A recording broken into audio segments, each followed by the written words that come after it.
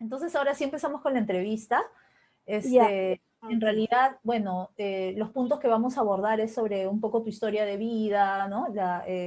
Luego sobre tu trabajo en relación al movimiento de mujeres y algunas reflexiones sobre el feminismo. Esos son más o menos los puntos en general que vamos a abordar. Ya, bien, bien. Eh, sí, y en general dura alrededor de una hora, a veces un poquito más, ¿no? Pero ese es más o menos el tiempo de la entrevista. Ya, está bien. Entonces, no te olvides del formato de consentimiento apenas puedas. Igual ahorita esta conversación oral en la que tú estás aceptando que se ha usado el material para el proyecto, basta con eso ahora, pero igual no te olvides luego de mandármelo. Eh, Ya, de acuerdo. Sí, luego te lo mando escrito, pero verbalmente estamos de ya, acuerdo con los términos. Ujú. excelente.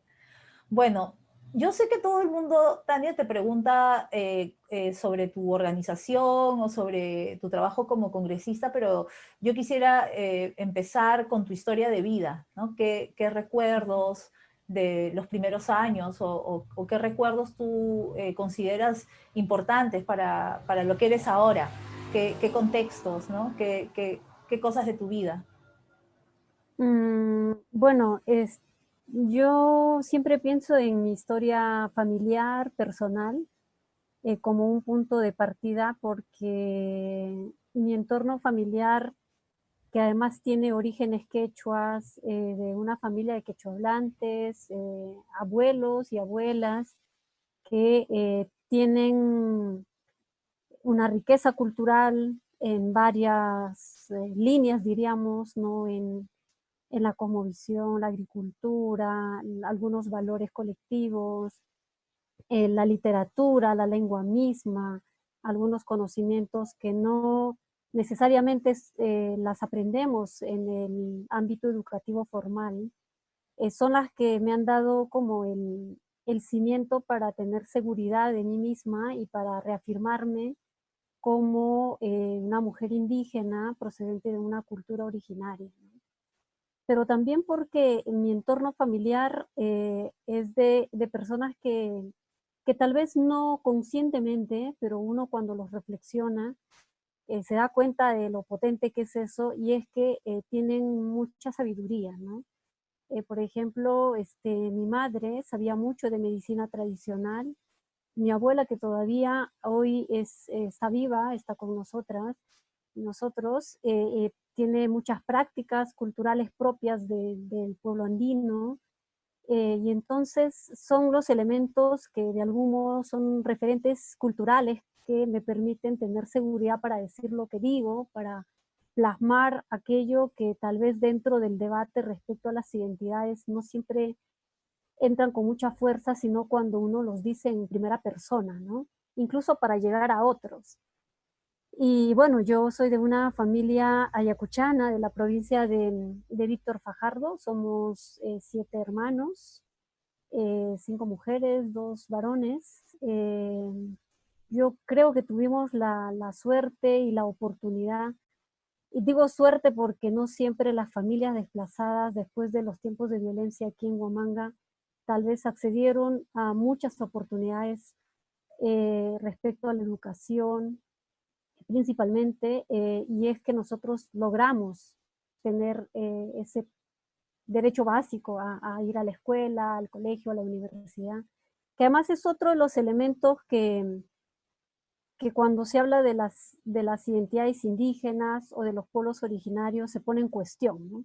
Porque se sobreentiende que una mujer indígena es alguien que no estudió, o es alguien que no sabe, que no fue a la universidad, que no tiene capacidades o que vive en la ignorancia, en el pasado y en el retraso, etcétera.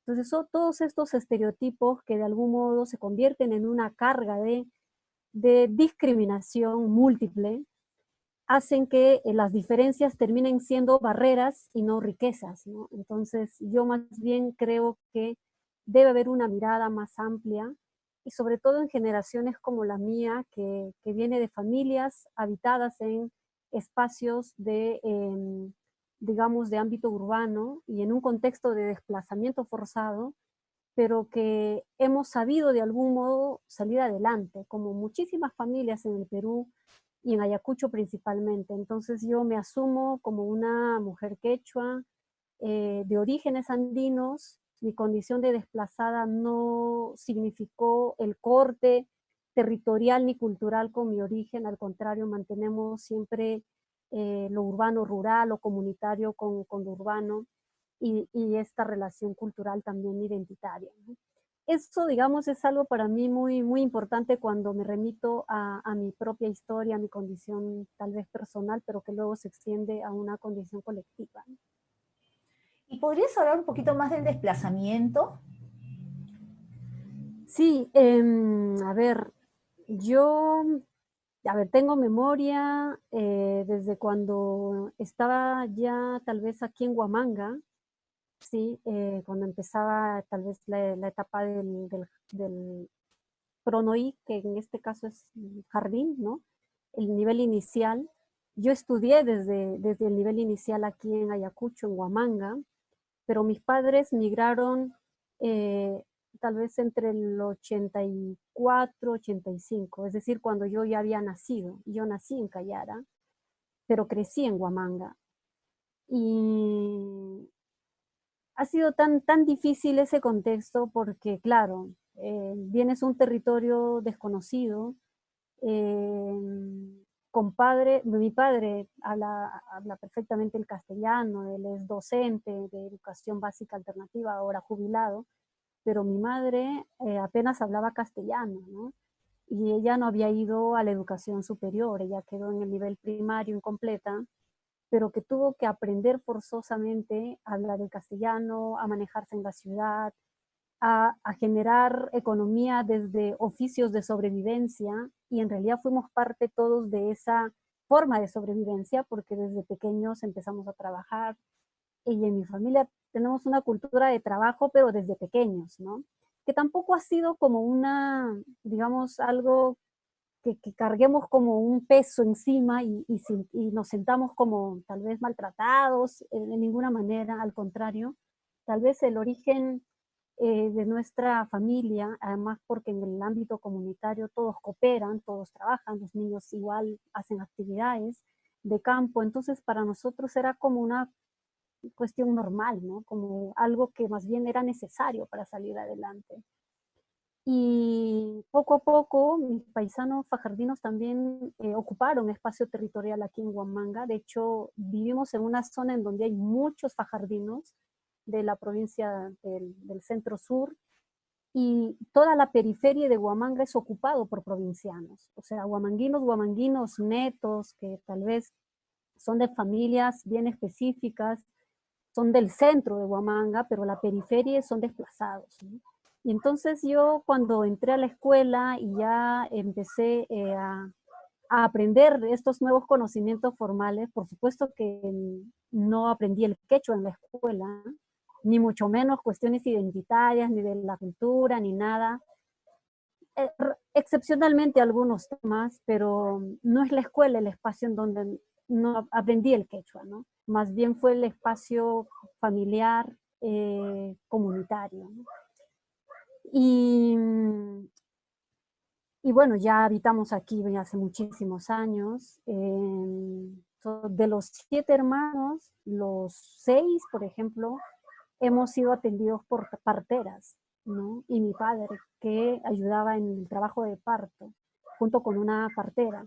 Eso, por ejemplo, contarlo es interesante porque dentro de la discusión de la salud intercultural y cómo este conocimiento de la partería tiene una validez y una significancia dentro del derecho a la salud, se convierte en relevante porque, claro, tú dices, bueno, a ver cómo hemos sido tratados, cómo el derecho a la salud materna ha sido ejercida por muchas mujeres.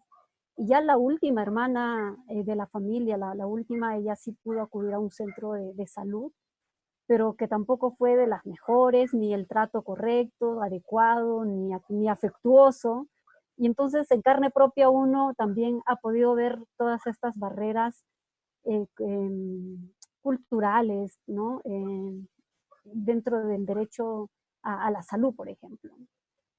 Entonces ya desde tiempos de los 84 en adelante, nosotros hemos hecho, digamos, la vida en ciudad, pero siempre en contacto y conexión con el pueblo, ¿no? Tenemos una organización aquí en Huamanga y también a nivel nacional con sede en Lima.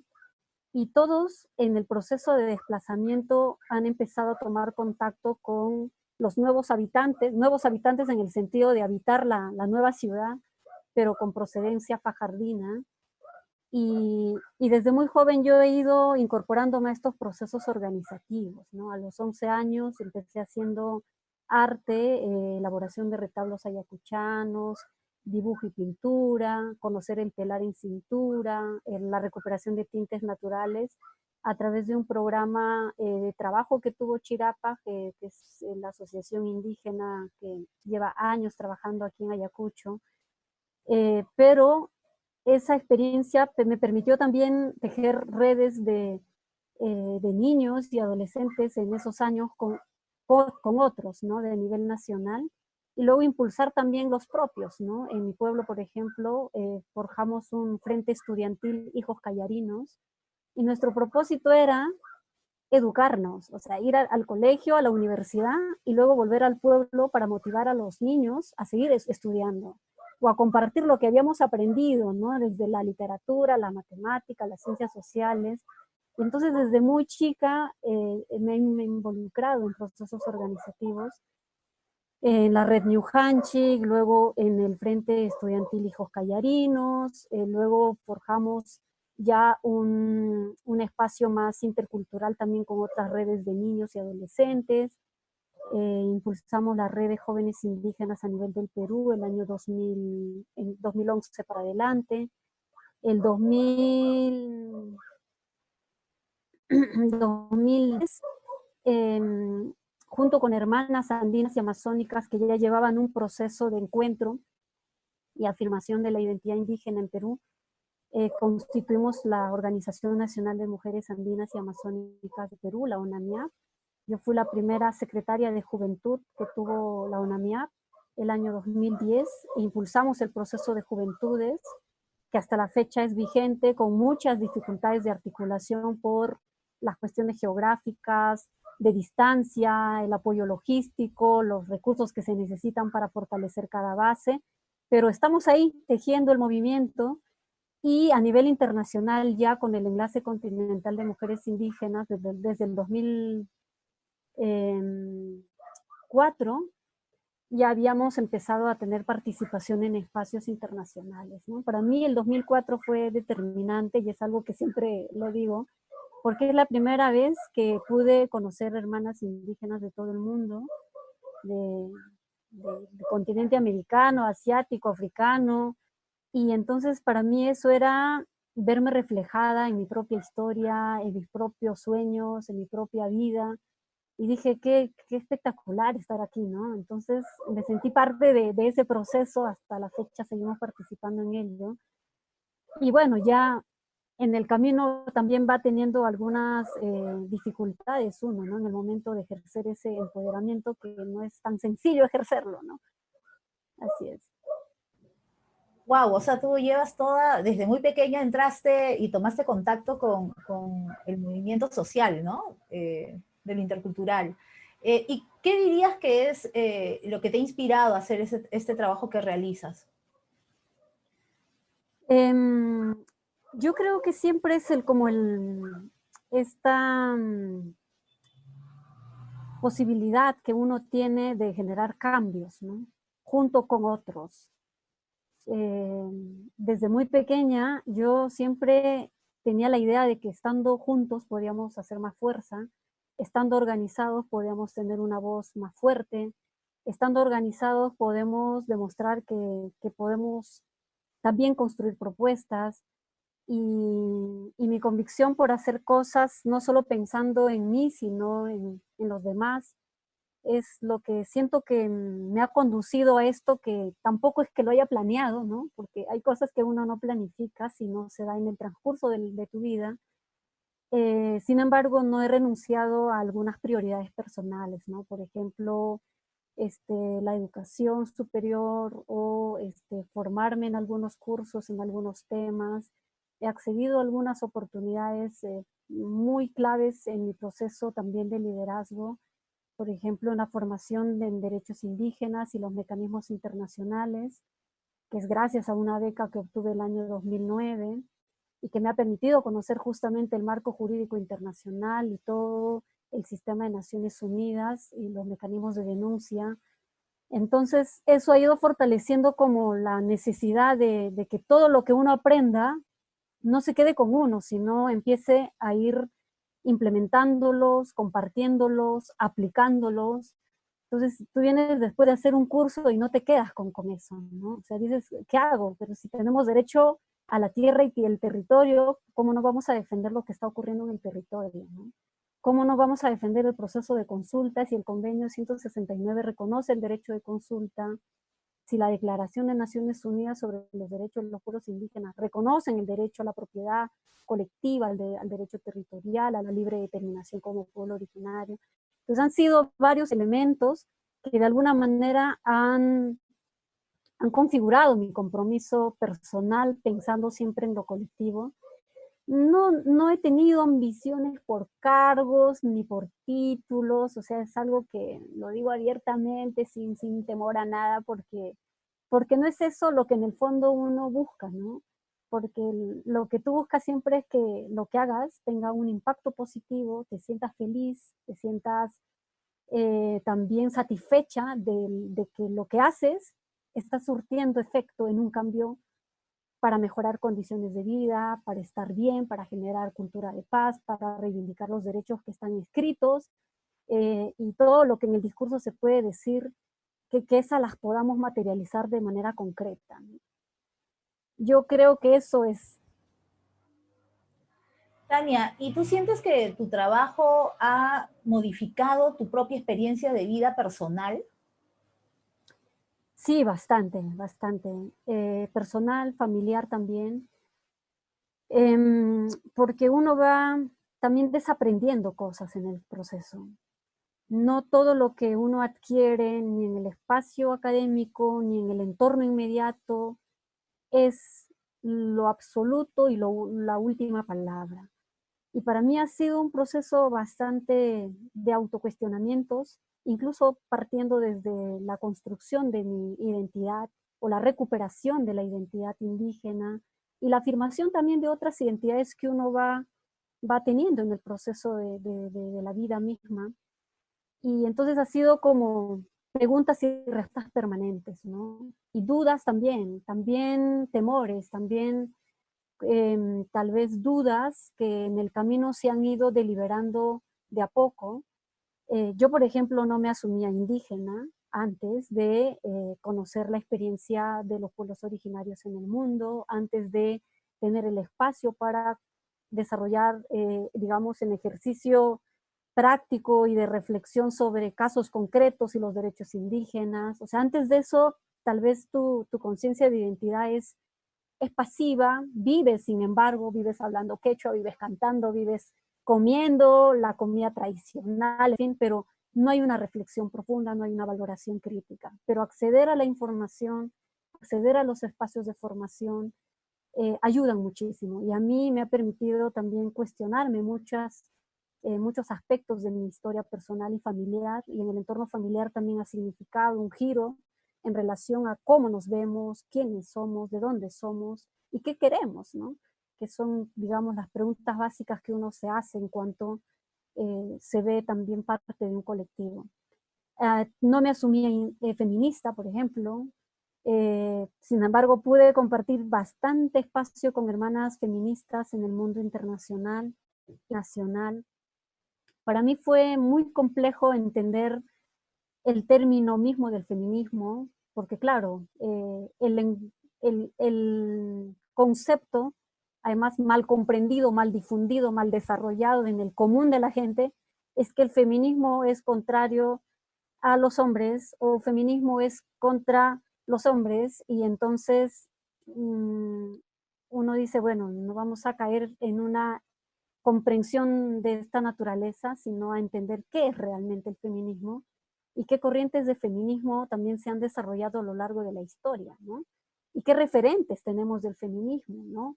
Si todas son blancas, si también hay negras, si también hay indígenas, si también hay procesos más desde varias identidades que confluyen en una persona, por ejemplo, quienes se asumen de la comunidad de la diversidad sexual.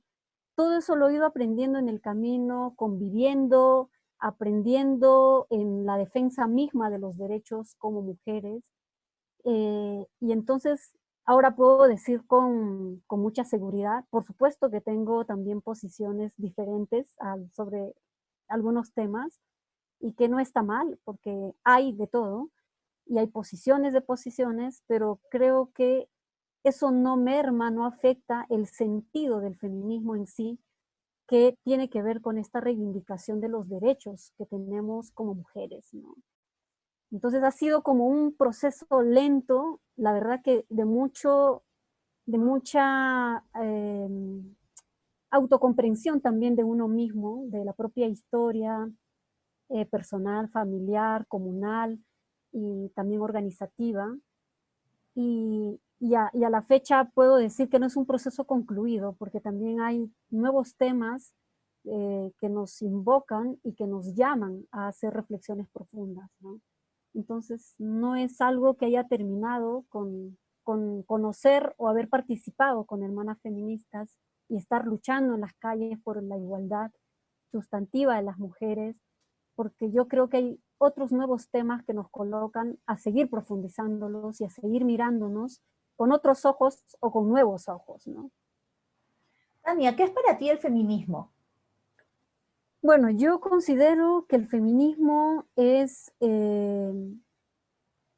reivindicar los derechos que tenemos como mujeres, pero que no se remite solo a un derecho, digamos, de igualdad de género, por ejemplo. Sé que es un enfoque que nos conlleva a reflexionar las relaciones de género y las relaciones de poder que se generan entre los géneros, pero que va más allá también. Para nosotras las mujeres indígenas y para mí, el feminismo también necesita un plus de reflexión desde el enfoque étnico-racial, desde el enfoque territorial, y ese feminismo que se convierte en la afirmación del propio ser, con derechos, con aspiraciones, con sueños, con diferencias, es la que yo siento que nos puede convertir en una sociedad igualitaria.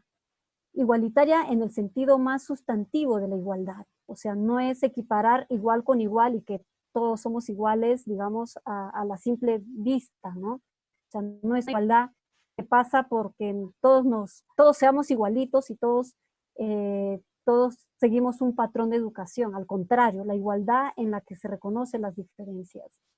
Y para mí el feminismo también significa justamente transformar esos patrones bueno, el patriarcado ha ido imponiéndose en todas nuestras sociedades e incluso en los pueblos originarios. Y transformar eso significa que uno puede afirmar desde el espacio donde está, reconociendo que es sujeto de derecho pleno, que es sujeto también de libertades plenas para ejercerlos, para vivirlos, para compartirlos, ¿no? ¿Y qué significado el feminismo para tu trabajo? ¿Te refieres al trabajo que hacemos con mujeres indígenas Exacto. A tu trabajo desde el tema intercultural, derechos interculturales, pueblos indígenas, ¿no? Sí. Bueno, para nosotras hablar del feminismo es, es complejo, tratándose de culturas múltiples, diversas, diferentes, porque implican una apropiación no del término, sino del significado y del impacto que tiene hablar del derecho como mujeres y del derecho a la igualdad sustantiva, del derecho a la no discriminación, del derecho a ejercer libertades, pero desde un contexto particular. En una comunidad amazónica, cuando se aborda, por ejemplo, un caso de violencia, no es sencillo, no es sencillo, siquiera para una mujer lideresa empoderada y que conoce derechos, eh, digamos, resolver el caso recurriendo a la instancia comunal, porque en la instancia comunal posiblemente tengas a un líder que no comprenda la dimensión de la violencia que sufren las mujeres y que siente que el tema debe quedar en solución interna de la comunidad y que no hay que denunciarlo afuera y que eso lo resuelven adentro. Entonces, sin embargo, necesitas tener autoridades que hablen del tema, que no sea un asunto solo de mujeres, que no sea solo un asunto de mujeres empoderadas, ni de mujeres que nos asumimos feministas, sino de una transformación también mayor, colectiva. Y eso yo creo que implica procesos previos antes de tener, digamos, una réplica o un desarrollo del enfoque de género como normalmente entendemos desde una sociedad urbana u occidental. Y esos retos nos desafían a las mujeres indígenas a ser mucho más críticas y autocríticas con nosotras mismas. Es como si, por ejemplo, una hermana mexicana nos decía, ¿no?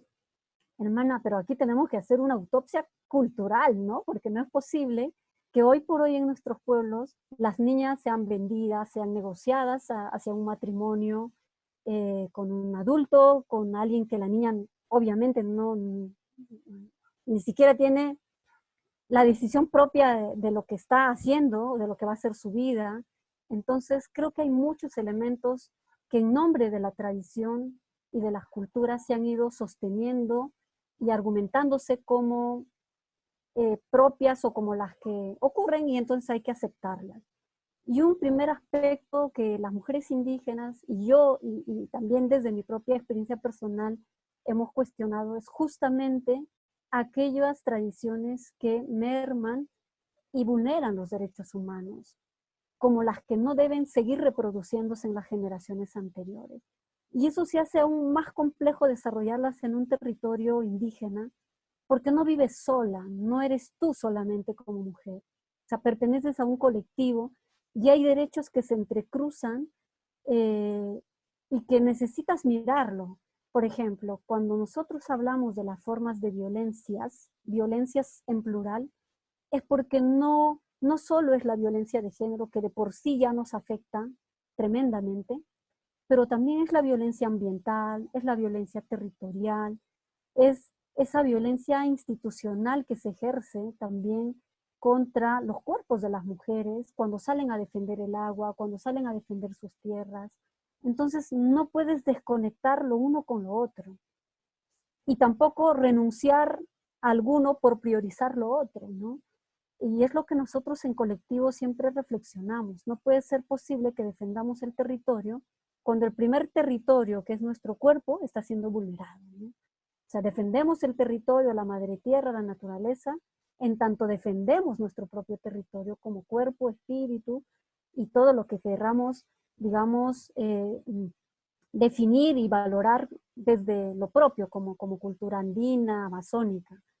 Pero, pero yo sí creo que el feminismo en nuestro caso, en nuestra realidad, lleva esos procesos previos que no son sencillos y a veces son difíciles de comprender desde otros lentes, desde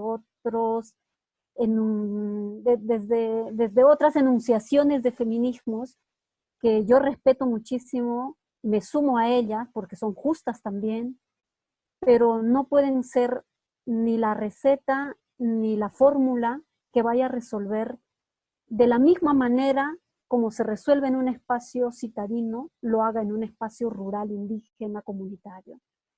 Y entonces estamos en ese gran desafío más bien como desde el feminismo que engloba todas esas luchas, reivindicaciones y transformaciones personales y colectivas, se conviertan también en herramientas para desaprender, para generar un feminismo desde lo propio, desde la identidad misma, y ese feminismo que empieza a cuestionar también eh, epistemologías que se han generado en torno a la igualdad de género, en torno a la violencia, en torno a los derechos específicos de las mujeres, ¿no?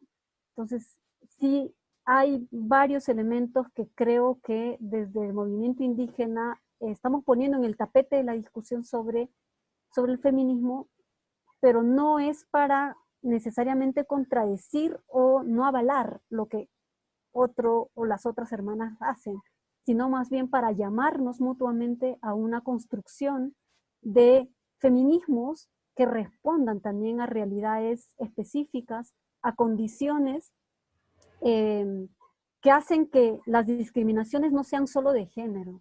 También la discriminación étnica, racial, la discriminación por edad, por condición de pobreza, esa triple o 4 veces de discriminación que es necesaria también colocarla dentro del debate, ¿no? Tania, y tú has mencionado varias organizaciones en las que has venido trabajando desde hace mucho tiempo. ¿Cómo ha sido tu experiencia como mujer trabajando ahí? ¿Has sentido discriminación o prejuicio por ser mujer?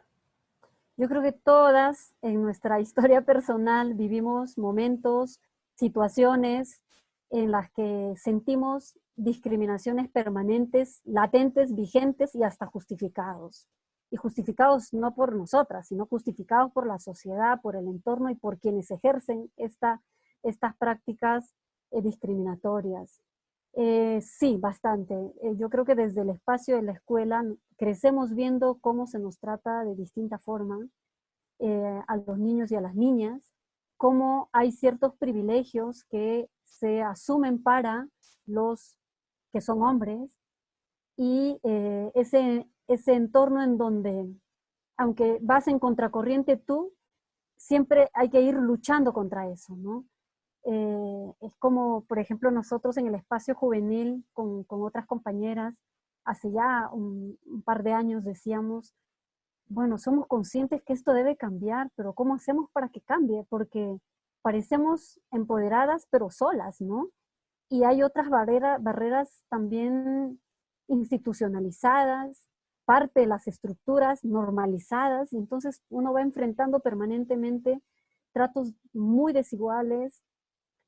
Por ejemplo, cuando no te ven igual, ¿no? Digo, en el sentido de con igual derecho, no, pero si ella es de tal, ¿no? O viene de tal lugar, o si tal persona no se va a dar cuenta. Entonces, ya tú ves también estas discriminaciones asolapadas, ¿no?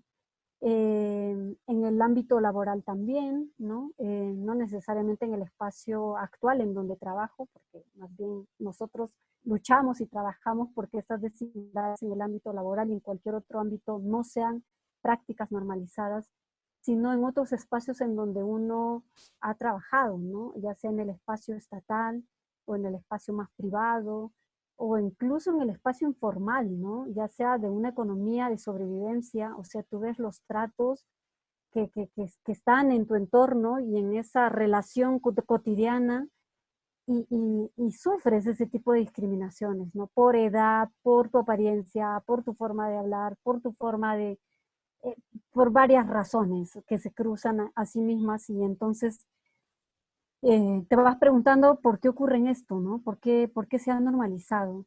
En mi experiencia más ya de desempeño tal vez político, es algo que se vive de otra manera porque cuando no eres digamos, una personalidad pública, nadie se entera de lo que vives, ¿no? O sea, o de pronto estás viviendo discriminaciones que las resuelves tú sola, que las enfrentas sola, y si tienes una organización de respaldo, tienes el respaldo y sabes que eso está mal y que puedes más bien hacer acciones que cambien esa realidad. Tal vez tengo la experiencia desde estas dos dimensiones, ¿no?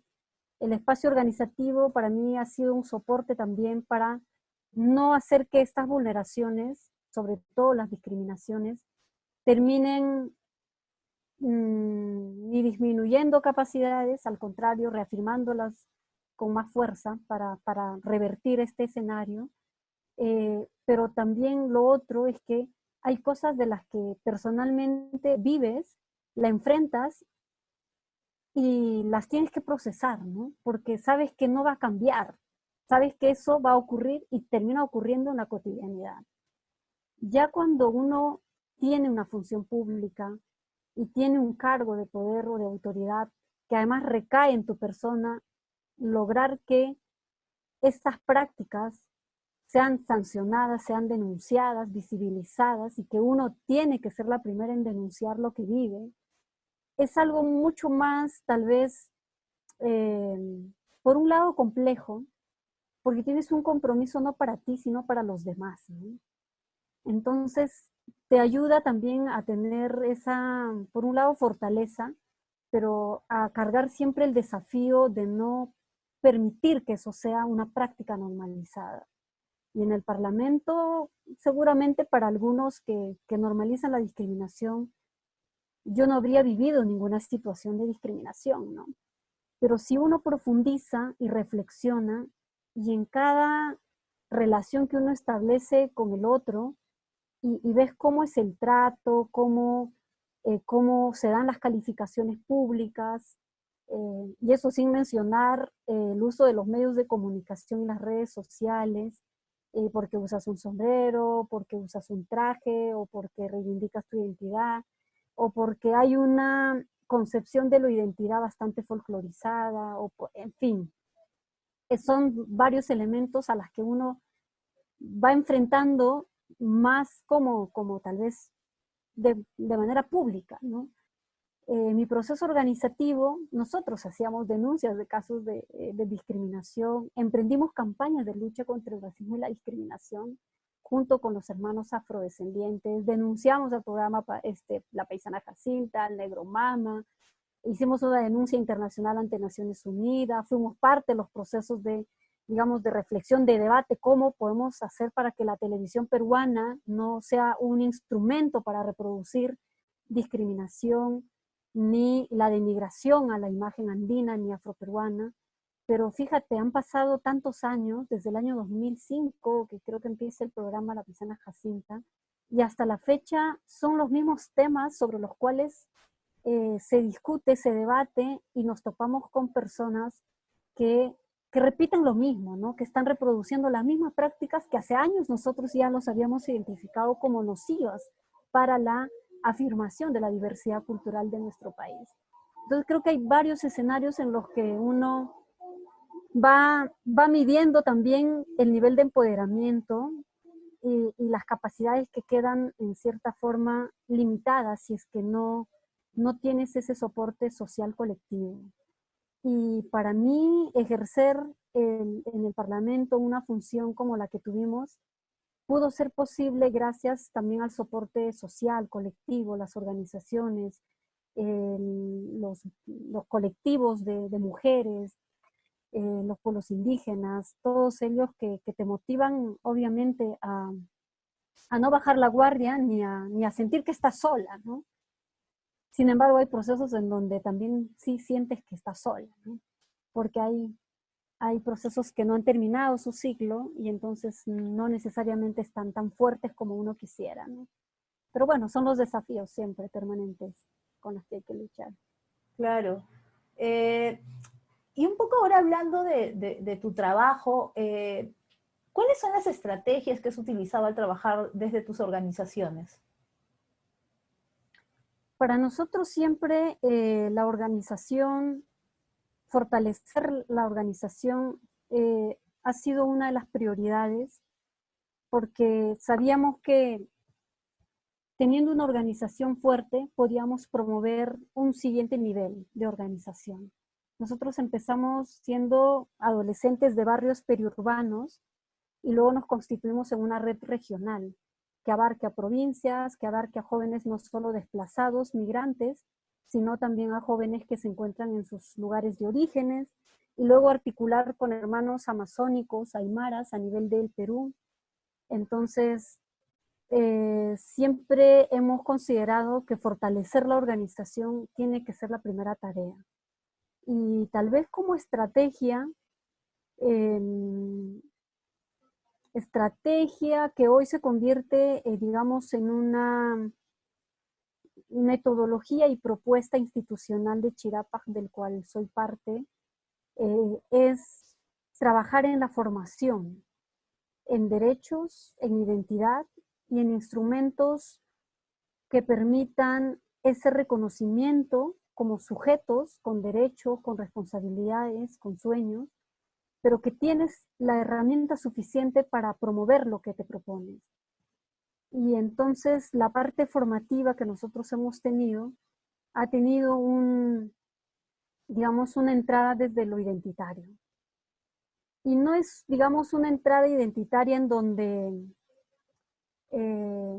comprendamos la identidad como única, como pura, como estática o como algo que hay que preservar y protegerla y cuidarla. No.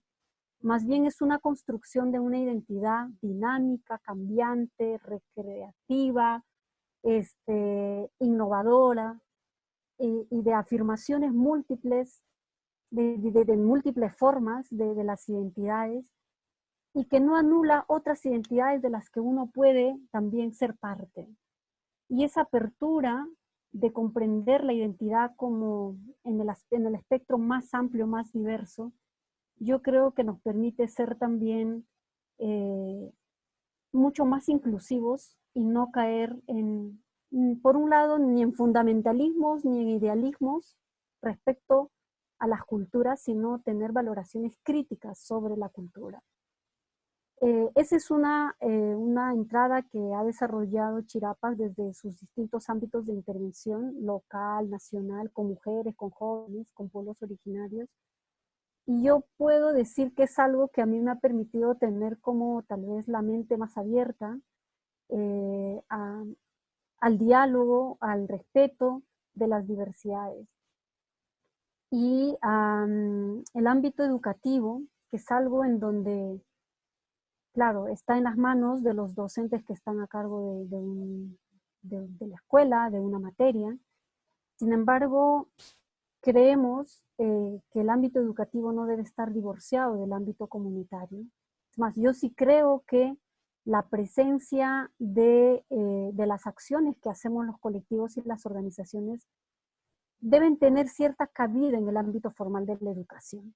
Por ejemplo, si nosotros hablamos de luchar contra el racismo y la discriminación, en el ámbito educativo deben ser temas que se aborden como parte de la currícula para evitar que los niños reproduzcan en adelante las mismas prácticas que sus padres, que sus mayores, que los ciudadanos de su entorno ejercen o lo practican, ¿no? Entonces, o valorar eso como algo normal. Y creo que el ámbito educativo es uno de los espacios en donde hemos podido también nosotros tener presencia desde el trabajo en la revitalización lingüística, por ejemplo. Y yo soy parte de ese proceso porque yo no hablaba quechua, lo aprendí después de 10 años, tal vez en los 11, 12 años, viajando hacia mi pueblo con la abuela, con mis padres. No es el idioma que normalmente usemos en la cotidianidad. Cuando te encuentras con tu paisano, de pronto tienes la necesidad o nace naturalmente la necesidad de hablar, lo hablas, ¿verdad? Pero cuando no se te ha enseñado el idioma, tienes esa limitación. Y la revitalización lingüística ha hecho que personas como yo sientan que la lengua no solo es un medio de comunicación, sino también de afirmación cultural y de reivindicación política y de autoestima y de seguridad ciudadana, digamos de seguridad en tu ciudadanía, más bien dicho, como ciudadana intercultural, ¿no? Y los que no aprenden el quechua hoy en la escuela deberían tener la oportunidad de aprenderlo, por ejemplo. Que es algo que hemos planteado desde hace mucho para que no sean solo las escuelas rurales o identificadas como escuelas interculturales aprendan el quechua, sino también los ámbitos urbanos y los niños que quieran aprender el quechua.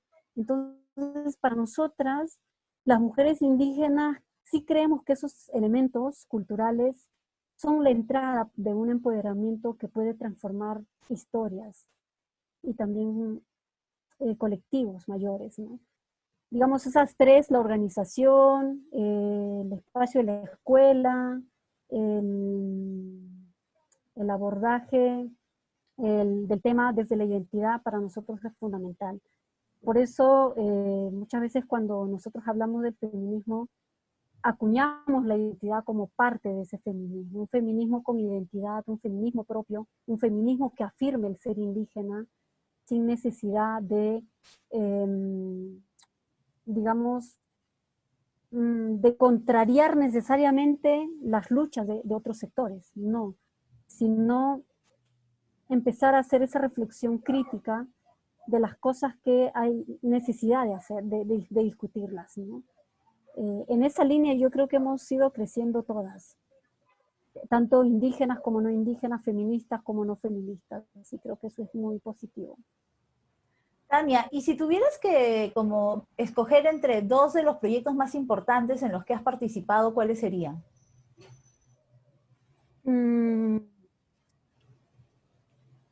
Como ¿Desde tu proyectos. organización o como parlamentaria? Ok. Bueno, para mí, como diría, como esos hitos que me han permitido asentar mi compromiso, tal vez un liderazgo con mi identidad. Por un lado, tiene que ver con mi experiencia organizativa desde pequeña en un espacio cultural, identitario, indígena, fomentada en este caso por Chirapa, de la que he sido parte y al día de hoy también estoy con la institución trabajando. Y el siguiente espacio que yo tuve y que me ha permitido entender la diversidad de las infancias en el tiempo en el que yo era adolescente es el Movimiento Nacional de Niños Trabajadores, que es un movimiento social que tiene más de ya 40 años en el Perú. Y por mi experiencia de haber sido una adolescente trabajadora y, y, y también porque el espacio me ha permitido conocer la otra realidad, no solo indígena, cultural, ayacuchana, local, sino de nivel nacional. Y con un espíritu tal vez de protagonismo social marcado por los derechos desde la infancia, ¿no? Esto que nosotros decimos, el empoderamiento debe empezar en la infancia. No es un empoderamiento de adultos, es un empoderamiento y un protagonismo también desde la infancia. Mm. Y el tercer espacio, como hito, diríamos que significa un cambio sustancial en mi vida y en las siguientes acciones que podría desempeñar, tiene que ver con mi experiencia política, ¿no? Siendo la primera experiencia política partidaria en el Parlamento, para mí es de bastante relevancia eh, porque te permite seguir teniendo autoridad política. Hay un compromiso en proceso, no concluido, no termina esto, y al contrario, creo que hay nuevos temas, nuevos aspectos de los cuales uno se va comprometiendo también desde la identidad propia. O sea, no es que el trabajo que hago solo se remite a lo indígena. También hay un compromiso por otros sectores, ¿no? Por ejemplo, las compañeras trabajadoras del hogar, sean indígenas o no indígenas, por indicaciones de los derechos de los pueblos afroperuanos, pueblo peruano, por los de la comunidad de la diversidad sexual, por las personas con discapacidad, sean indígenas o no indígenas, y, o sea, creo que hay un compromiso más allá. Y bueno, esto ya es un compromiso mayor que va también enlazándose con la apuesta por un país mucho más igualitario, más justo, y en esta lógica en donde la diversidad cultural no sea una barrera, no sea una limitante para generar políticas públicas ni gobernanza que termine excluyendo de la misma manera como se han hecho en todos los periodos de gobierno, sino empiece a tener cambios también desde decisiones políticas, ¿no? Y tú que vienes trabajando tanto tiempo en este tema desde distintas organizaciones y ámbitos, han atravesado como diferentes climas y contextos políticos. ¿Cuáles son los cambios principales que has visto en relación a tu trabajo? ¿Cómo estos contextos han afectado de maneras distintas, no? Mm. Mm, yo he podido ver cómo la ciudadanía ha empezado a recuperar su vocería propia, su presencia para seguir levantando algunos temas que hace muchos años no empezaban a tener una relevancia, digamos, con una defensa férrea, ¿no? Y tal vez por ese contexto político que tú mencionas, ¿no? Por ejemplo, desde el movimiento de derechos humanos,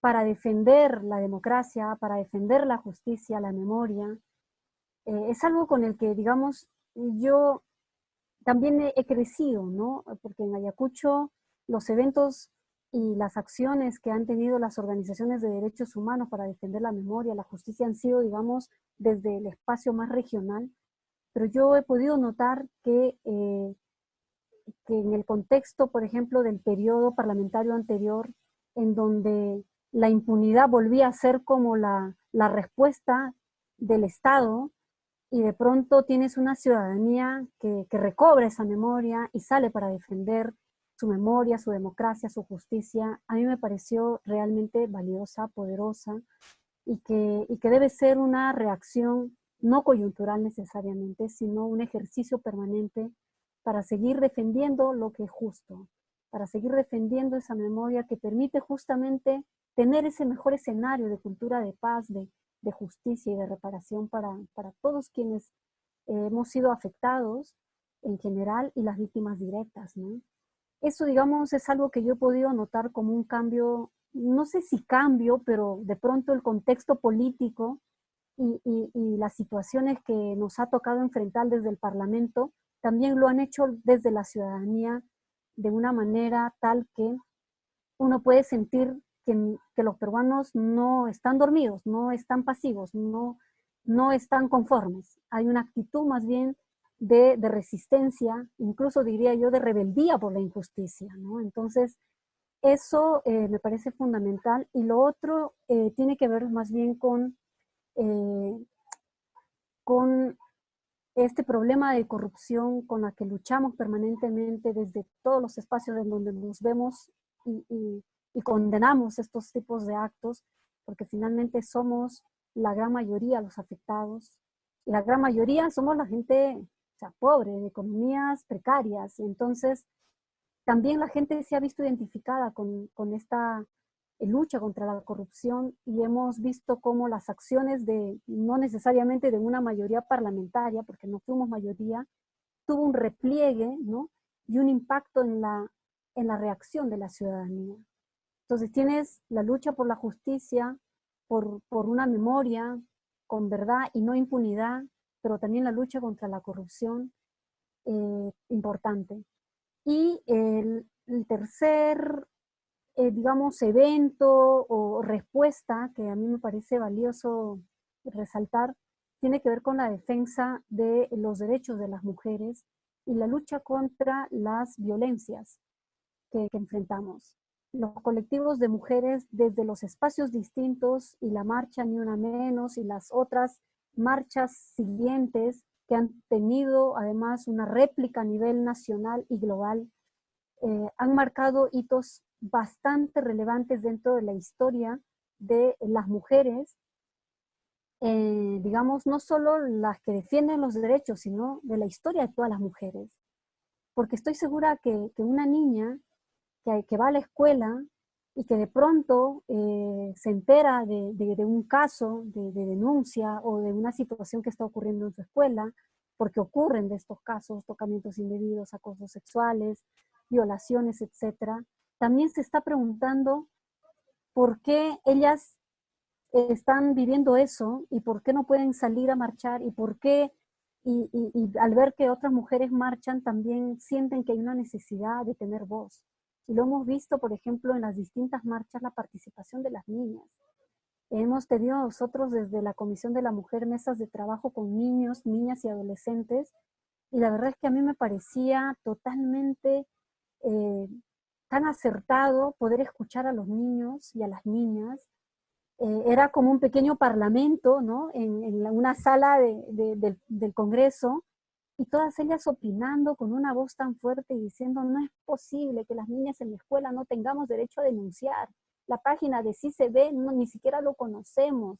el director llena los casos, nosotros no sabemos. Entonces, claro, uno dice, bueno, qué potente esa voz, ¿no? Porque son impactos de justamente las luchas que se generan desde los liderazgos de múltiples, ¿no? De mujeres, y eso está teniendo un impacto también en otros espacios no antes vistos, ¿no? En el espacio rural, en el espacio laboral, en el espacio comunitario, en el fomento de la organización de las mujeres por iniciativa propia. Entonces ya no es la ONG que va y las organiza, son las mujeres que piden a la institución el apoyo porque quieren hacer cosas. De esos casos siempre hemos nosotros visto, ¿no? Cómo esos cambios se dan.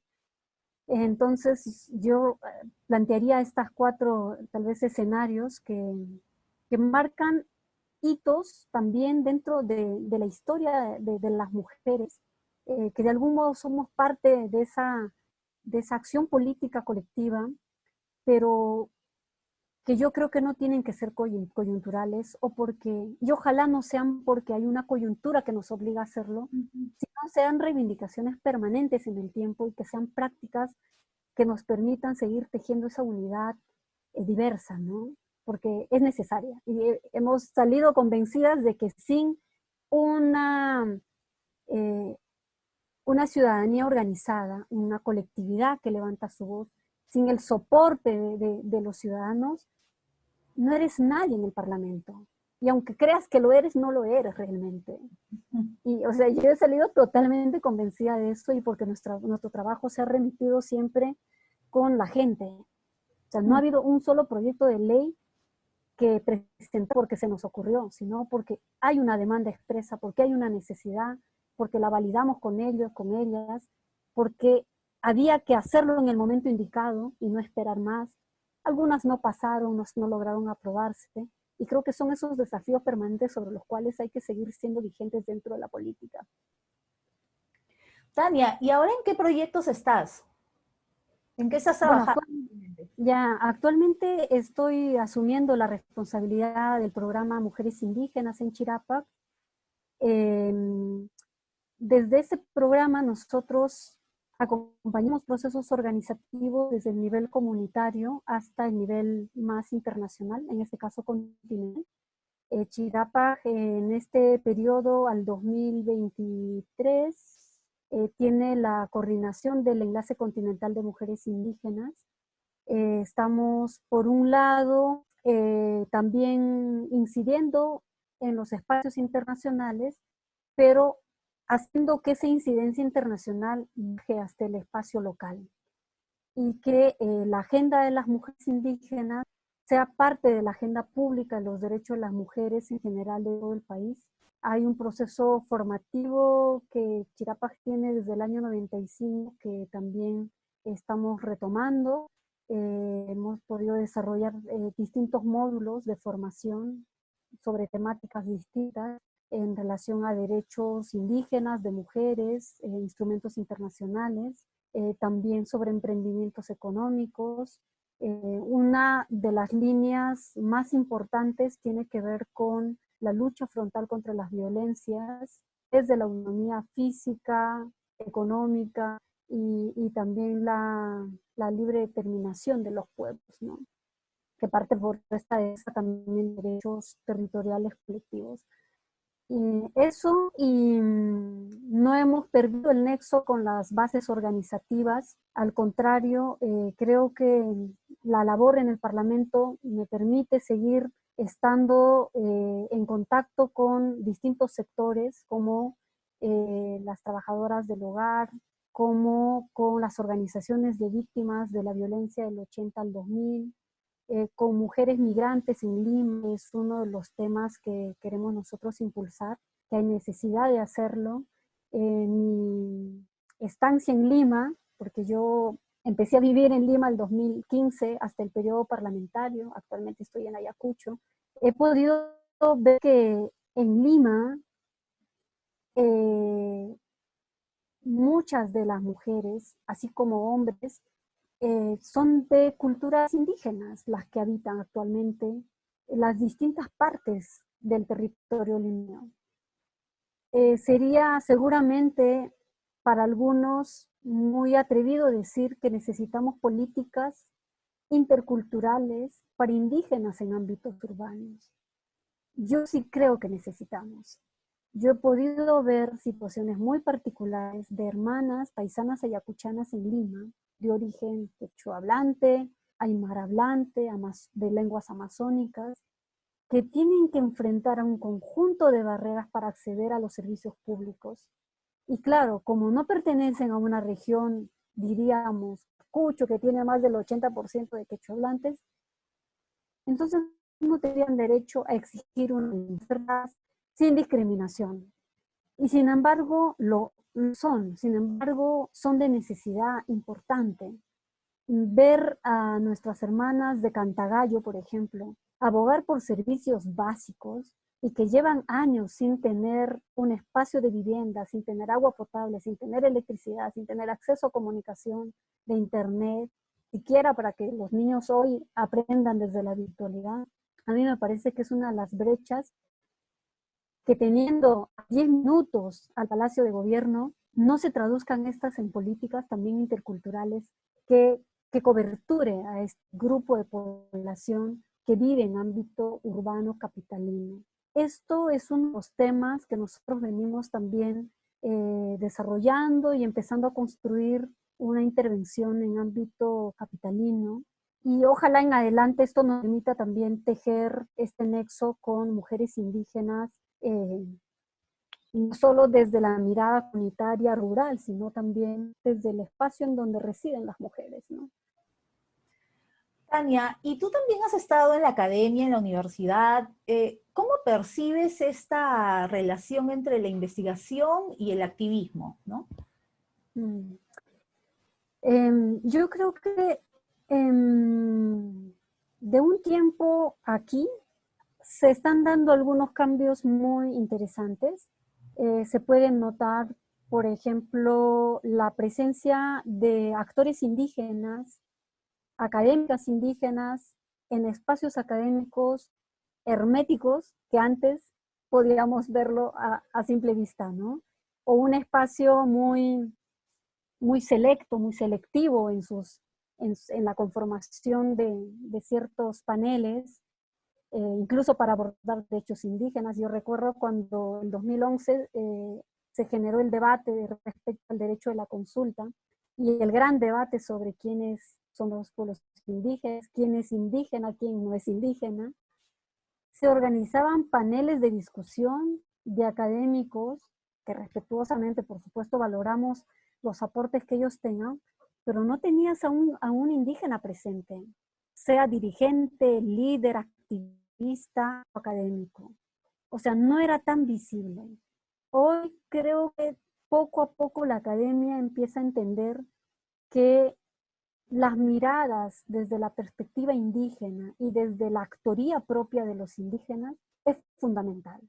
La academia no puede estar divorciada de la perspectiva indígena. Al contrario, yo sí creo que la perspectiva indígena, y qué mejor si esta es abordada desde el sujeto propio, puede transformar significativamente el aporte desde la academia en nuevos conocimientos que nos permitan en adelante ser el país que somos.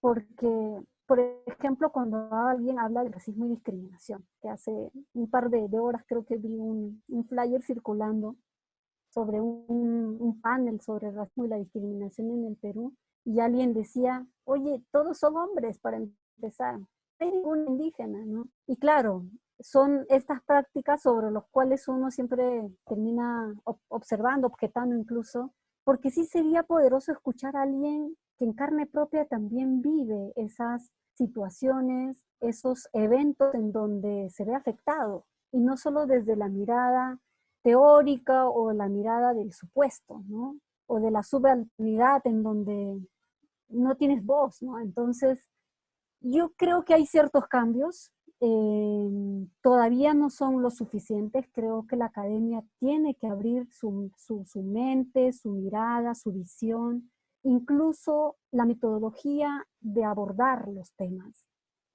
En el curso de la maestría que yo pude hacer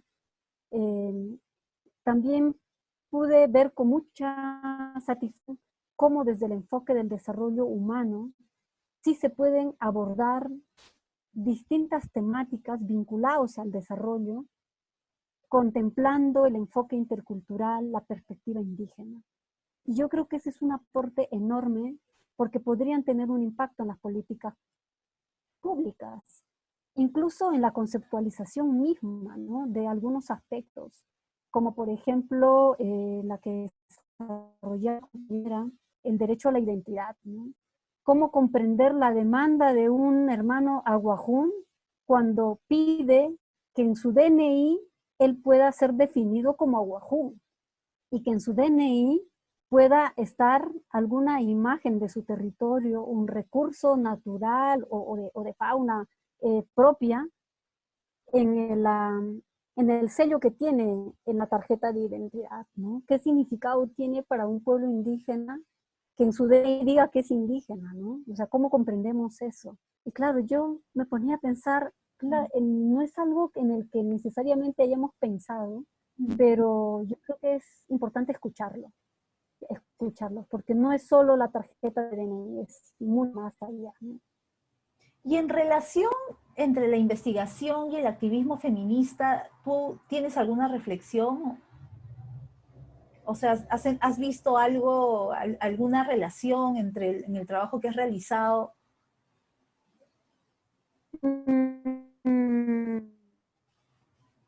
Bueno, yo conozco de experiencias de hermanas indígenas, activistas, además académicas, que empiezan a escribir en primera persona, incluso sobre el feminismo indígena, el feminismo propio, o cómo desencadenamos estos nudos que no terminan siendo comprendidos desde las cosmovisiones indígenas o desde las organizaciones indígenas respecto al feminismo. Y me parece fundamental tener este tipo de literatura, de investigaciones. O sea, la investigación y el activismo no están divorciados. Yo sí creo que el activismo puede sumar fundamentalmente en la generación de nuevas teorías, de nuevos conocimientos, nuevas reflexiones. Y de hecho esto no es nuevo. Ya algunas hermanas de Guatemala, de México, han empezado a decir, oiga, mi experiencia no solo es del activismo. O sea, no vengo a contar mi experiencia, yo vengo a plantear una teoría de cambio. Yo vengo a plantear una metodología para abordar la mirada sobre la sexualidad y los derechos sexuales y reproductivos en comunidades indígenas. Y cuando uno lee el texto, y por supuesto lo entiende perfectamente y sabe lo que está diciendo, y lo que está diciendo es que no necesitamos ser leídas, o sea, ni interpretadas. Lo que necesitamos es establecer estos diálogos interculturales sin negar la identidad, ni la propiedad intelectual, ni la autoría de las personas. Se pueden generar conocimientos mucho más potentes, sin censurar, ni opacar, ni subestimar los aportes.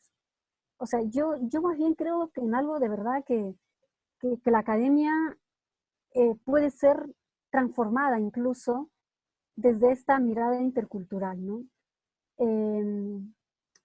Cuando, por ejemplo, uno recibe un libro y dice Perú mestizo, ya, tú lees el libro y empiezas a tener cuestionamientos sobre el mestizaje en el Perú, ¿no? Ok, entiendes que es una identidad que muchos seguramente lo afirman, y está bien que se afirmen como mestizos, pero no puede ser una mirada única de Perú mestizo. Entonces, necesita generar una lectura mucho más reflexiva, más profunda respecto a qué es el Perú, o respecto al Bicentenario, ¿no? Y al rol que cumplieron las mujeres en el Bicentenario. Entonces, no puede ser una lectura simple en donde la lucha de realistas contra patriotas y de pronto tiene figuras emblemáticas, sobre todo masculinizados, y la historia de las mujeres y mujeres indígenas terminan siendo como la marginalidad de la historia, ¿no? Entonces yo sí creo que sí necesitamos entablar esos diálogos abiertos desde distintas esferas, desde el activismo, la investigación, desde los liderazgos, desde la academia como institución, desde las organizaciones de sociedad civil, y ojalá el Estado pudiera ser parte de ese gran colectivo mayor, ¿no? Porque a veces la mirada del Estado es totalmente opuesta a la mirada de todos estos sectores antes mencionados, y ese es el problema, ¿no? Porque estamos mirando de un lado diferente y con distinta mirada, y no terminamos finalmente de armar una propuesta coherente, ¿no? A la realidad sobre todo. Tania, ¿y cuál es tu análisis, tus expectativas sobre el movimiento feminista en el Perú?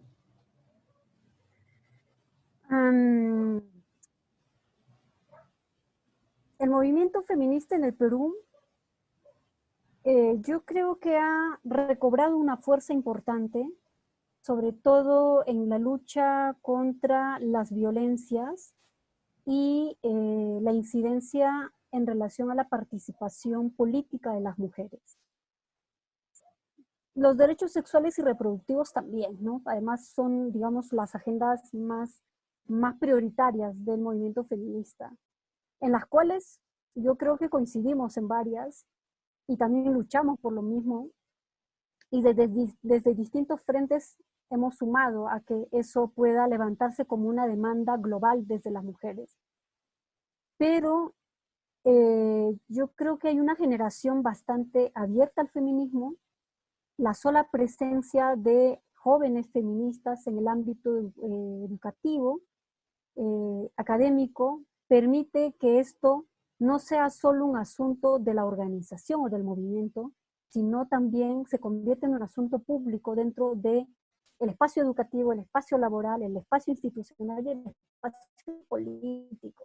Yo sí creo que este aporte es una construcción en la que el movimiento feminista ha estado muy permanentemente visible, presente, aportando, contribuyendo.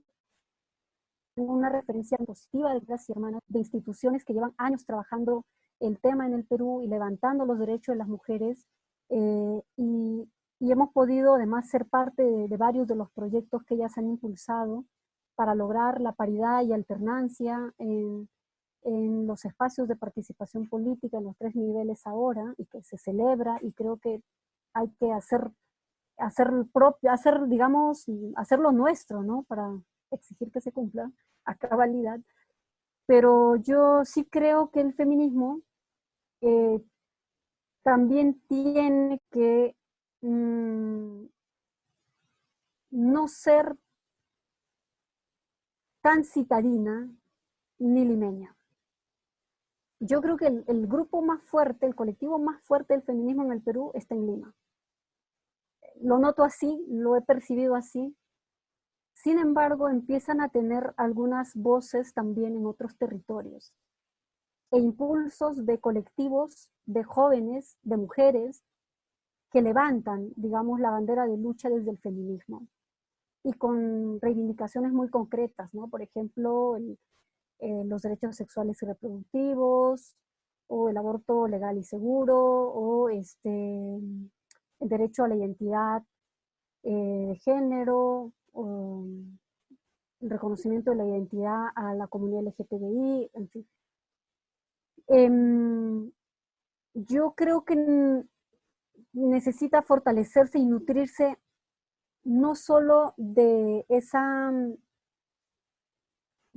trayectoria que, si bien es positiva, pero sigue siendo muy urbana. Y entonces tal vez eso no permite tejer, enlazar con otras organizaciones de mujeres, como por ejemplo mujeres rurales o indígenas, afroperuanas y tal.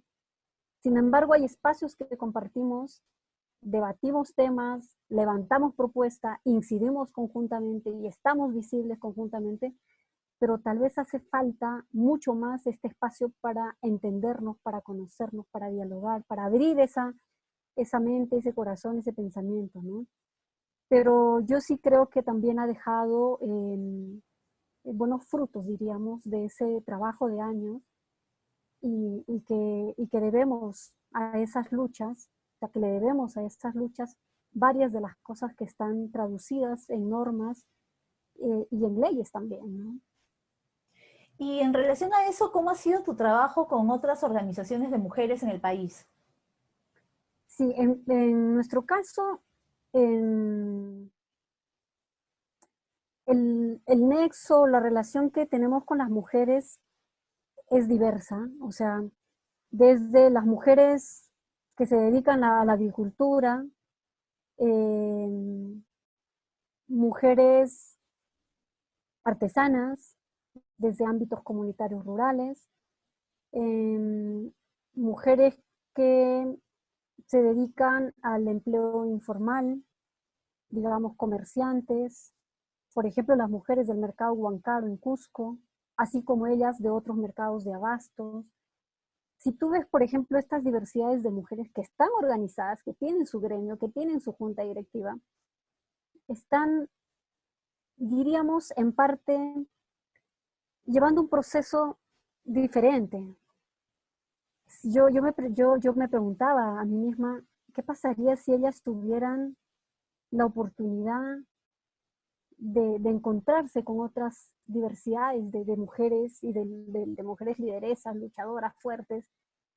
Y seguramente esos espacios se fortalecerían aún más, ¿no? Y entonces me refiero a eso cuando, por ejemplo, menciono que el feminismo está muy citadino, muy enfocado en lo urbano. Entonces, hay que ir hacia esos espacios y no tener el miedo o no llevar una idea preconcebida, sino ir a conocer esa realidad. Entonces, nosotros hemos podido sí relacionarnos, digamos, desde la función pública con mujeres de distintos ámbitos. He podido notar también que muchas de ellas tienen procesos muy interesantes, muy ricos, digamos, propios, porque tú no las ves, algo que tal vez hay que reflexionar profundamente, no las ves víctimas, o sea, han desarrollado un nivel de agencia, de capacidad, y tú dices, ¿cómo ellas han podido salir adelante sin fondos, sin apoyo técnico, financiero, y de pronto tienen su feria, y de pronto son mujeres organizadas en el comercio de los productos de artesanía, y están totalmente ajenas a todo ese bagaje de oportunidades que normalmente tú ves que alguien empoderado lo ha tenido, ¿no? Y me veo a mí misma y digo, claro, he tenido esto y aquí las mujeres están haciendo lo propio, qué bueno, y qué mejor sería si lo tuvieran, ¿no? Mm. Entonces, habemos mujeres diversas, eso te indica que habemos mujeres diversas y que en la relación, digamos, como autoridad o ya sea como activista, porque ahí se combinan varias cosas, también vas tejiendo estos compromisos, ¿no? Y algo que nosotros decíamos desde el despacho es, ok, vamos a hacer lo que nos compete, ¿no? Desde el despacho congresal. ¿Qué es lo que están pidiendo? ¿Qué es lo que demandan las mujeres? Ok, vamos a cursar, vamos a hacer un documento, vamos a decirlo públicamente, pero yo me quedaba siempre con esta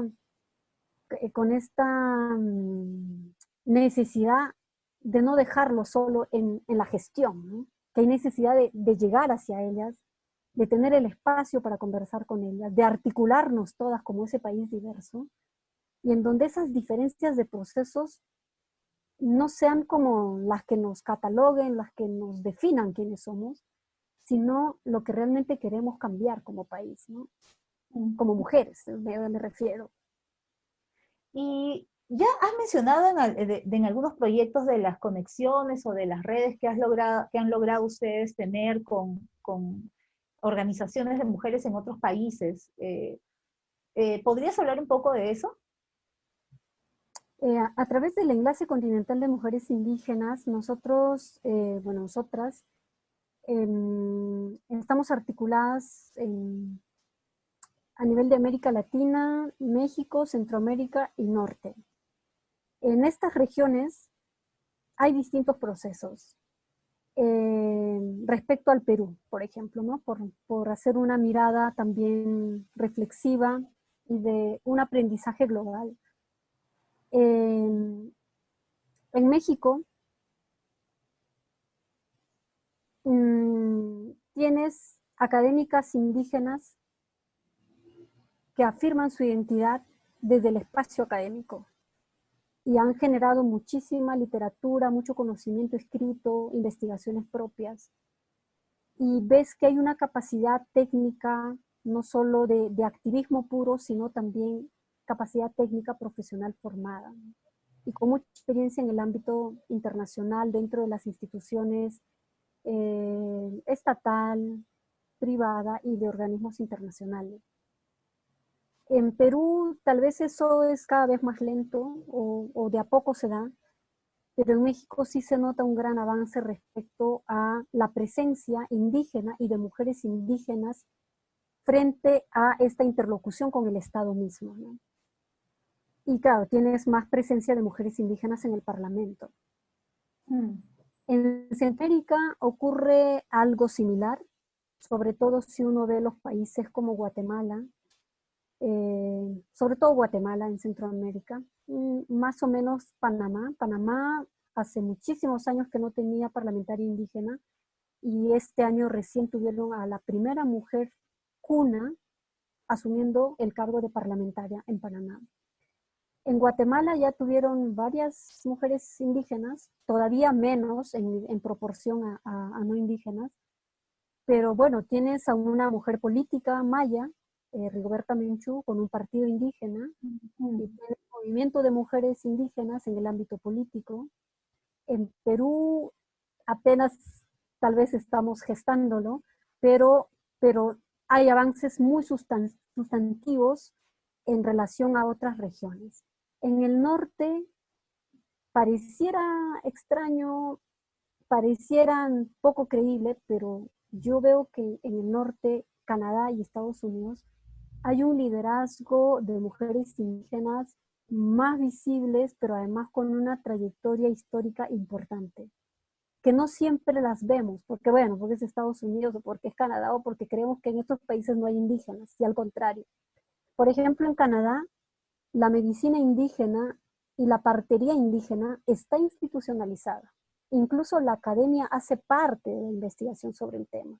Y tienes a una catedrática que es médico indígena. Entonces tú dices, wow, en Canadá, en un espacio, en un territorio que pareciera totalmente occidentalizada, y no es necesariamente así, ¿no?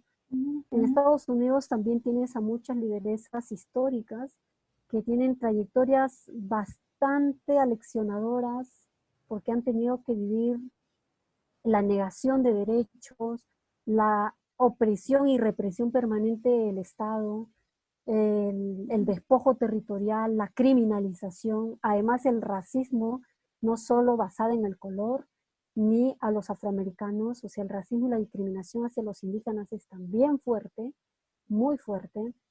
Y entonces, desde el Enlace Continental hemos podido conocer esta gama diferenciada de realidades y de contextos y de procesos también de liderazgos femeninos. Y en el movimiento indígena de mujeres se dan estas reflexiones también profundas, ¿no? Por ejemplo, cómo las mujeres empezaron a tener un lugar y una vocería propia dentro de un movimiento mixto, donde hombres empezaban a cuestionar el liderazgo de las mujeres o las decían que eran feministas, que estaban rompiendo con la unidad indígena, ¿no? O que eran unas traidoras porque estaban en contra de las organizaciones indígenas mixtas, porque estaban levantando un tema desde las mujeres y que eso era una traición. Claro. Esto ha ocurrido, ocurre y se da también, lamentablemente, las nuevas generaciones todavía presenciamos, tal vez no en la misma medida como las hermanas lideresas que nos antecedieron lo han vivido, pero se vive de cierta forma, ¿no? Esta idea de que, ay, pero ¿por qué solo las mujeres, no? ¿O por qué quieres dividir? ¿Quieres hacer otro espacio aparte? Estás dividiendo la colectividad.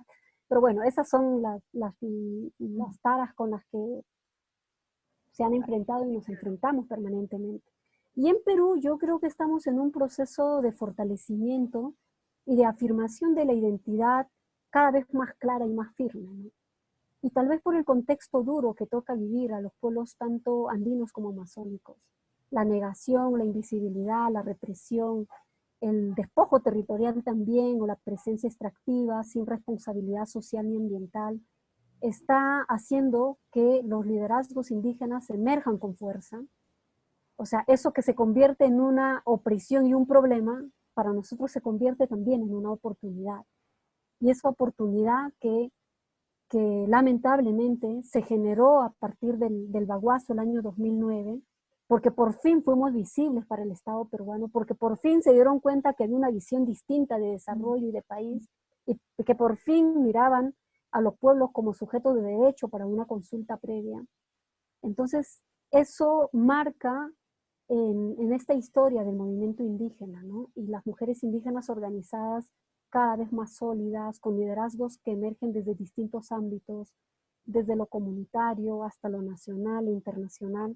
Yo creo que eso va a ser un avance y me da mucha alegría ser parte, digamos, testigo de esos procesos, porque uno no imaginaba, ¿no? De ver todo eso, y qué bonito ver que eso ocurra, pues. Tania querida, y ya para terminar, y justamente hablando de esos contextos difíciles, ¿cómo crees que ha afectado el COVID a las mujeres indígenas? ¿Cómo ha impactado específicamente? Sí, es uno de los temas que hemos estado abordando desde Chirapa, desde el enlace continental, haciendo visible. De hecho, levantamos un informe regional sobre el impacto de la pandemia en los derechos de las mujeres indígenas. Y bueno, a ver, tienes hasta tal vez tres dimensiones, espacios, diríamos, porque por un lado, a nivel interno, dentro de la organización indígena o el pueblo, las violencias que sufren las mujeres en este contexto de pandemia no necesariamente se registran. No hay una data desagregada ni una data visible sobre lo que está ocurriendo. Bueno, en el Perú eso está pasando, pero de los registros propios gestionados por las organizaciones indígenas mixtas sobre casos de infectados o fallecidos por COVID-19, tampoco figuran las mujeres de manera diferenciada. Entonces, la primera barrera interna es que el registro desagregado, diferenciado, según la variable de género, etnia, edad, tampoco, digamos, está siendo abordado de mejor forma, y estamos ahí las mujeres luchando porque esto ocurra y se dé y tengamos esa cifra o esa data como evidencia. En el segundo espacio, ya desde el Estado, desde las instituciones públicas, es un tema que se repite porque no tienes los registros ni el abordaje a la violencia ha contemplado protocolos específicos de cómo vas a tratar un caso de violencia en zona indígena, cómo llegas a un territorio para atender un caso cuando tienes la zona bloqueada, cuando no ha llegado alimentos, cuando no ha llegado los bonos, cuando el personal ha dejado de desplazarse a partir de la estrategia rural para la prevención y erradicación de la violencia, en ámbito más ruralizado, ¿no? Andino y amazónico. Entonces hemos constatado que uno de los problemas que enfrentan las mujeres es la violencia invisibilizada, no registrada, no abordada ni atendida. Ese es, digamos, en todos los países, en México, en Perú, en Guatemala, en El Salvador, en Chile, en Colombia. O sea, hemos tenido unos casos terribles, incluso desde violación sexual a una menor por agentes del Estado en Colombia. O sea, cosas enormes, terribles. ¿Y por qué? Porque tienes territorios militarizados en Colombia. En la zona amazónica tienes la presencia de empresas extractivas que no han parado en tiempos de pandemia. Las personas ajenas al territorio salen, entran libremente. Empresas condicionando la operación de su proyecto extractivo a cambio de si entra o no sale, perdón, si no ingresa el oxígeno, ¿no? Condicionando a la entrada del oxígeno si le dejan operar y no, si no le dejan. O sea, una situación realmente muy, muy difícil, muy adversa. Y en el otro espacio, que creo que tiene que ver más bien desde la incidencia internacional, la vocería indígena y de redes globales han podido tener una presencia muy importante en relación a la pandemia y el diálogo con las instituciones de Naciones Unidas, con los organismos de Naciones Unidas, ya sea UNFPA o el PNUD, o la misma OMS, o la FAO para el tema de la agricultura, el Secretariado del Foro Permanente sobre Pueblos Indígenas en Nueva York. O sea, la visibilidad ha estado bastante visible, no han bajado la guardia y hay digamos, una organización empoderada en esos niveles, ¿no? A nivel global. Y como Perú, desde Chirapas y desde ONAMIAP y otros liderazgos también hemos estado, digamos, atendiendo para hacer visible lo que está ocurriendo en Perú, para hacer visible lo que está ocurriendo a nivel regional. En el tema de violencia, pero también tienes el caso, por ejemplo, de la salud materna. Las parteras han tenido un rol importantísimo y en primera línea para atender casos de partos en territorios indígenas, en donde tienes a una posta colapsada que no tiene ni espacio para atender partos, lo están haciendo las parteras. Sin embargo, no son manchadas, no reciben el incentivo monetario ni reconocimiento público, pero son las que están actuando. Sí. Por mencionar esos dos temas, Karen, son, digamos, temas que no siempre salen a la luz dentro del balance que hacemos sobre la realidad que estamos viviendo, pero yo creo que más adelante podremos tener evidencia porque sí se está registrando, las organizaciones indígenas están haciendo un trabajo interesante al respecto, hay información que se está sistematizando desde la civil también, y ojalá esos reportes en adelante permitan también lograr algunos programas específicos para resarcir derechos, para reconocer, para valorar, ¿no? Y que no queden como escenas dolorosas que vivimos y que pasa y volvemos a esa normalidad del cual más bien no queremos, ¿no? Esa normalidad en donde los pueblos son tratados de manera desigual como ciudadanos de segunda categoría, y si no construíamos una nueva normalidad con estas lecciones, ¿no? Sí, es un tema bastante complejo y qué bueno y qué importante el trabajo que están haciendo ustedes, Tania. De verdad es un trabajo importantísimo que creo que, como tú dices, vamos a poder mirar ya un poco a la distancia, ¿no? Las formas en que particularmente está afectando sobre todo a los pueblos amazónicos, a los pueblos indígenas, ¿no? Y que no estamos viendo. Yo te agradezco muchísimo tu tiempo, Tania. Ha sido una entrevista muy bonita. He aprendido muchísimo. Había muchas cosas que yo desconocía de tu trayectoria, pero además hablando contigo, bueno, te admiro muchísimo. Cada vez más estoy conociendo Gracias, Karen.